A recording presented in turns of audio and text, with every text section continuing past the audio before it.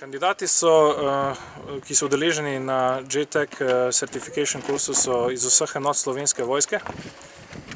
Se pravi, po končanem usposabljanju naj bi nastopili kot nacionalni usmerjevalci združenega ognja in kasneje, če bodo opravili naš akreditiran kurs, bodo lahko postali tudi polnopravni mednarodni JTAC-i. Sam tečaj obsega 5 tednov, 200 ur, od tega so 3 tedni v učilnici in 2 tedna na terenu.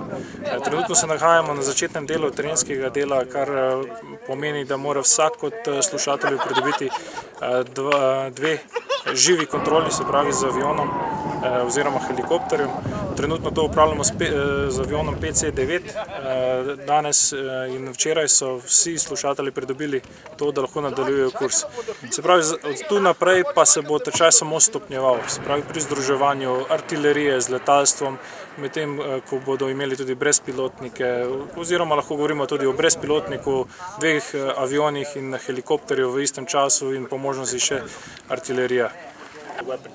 Okay, he will use a Mark 82 delay.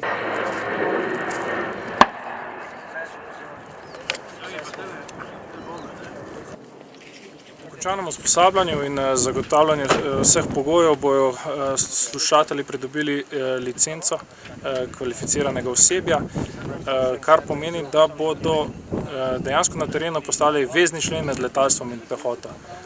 Smatramo, da je to zelo pomembna naloga, saj govorimo o živem streljanju, medtem ko so prijateljske sile na tleh, in kot vojak si verjetno predstavljam to kot najvišje poslanstvo, kar je možno, zaščita lastnih sil.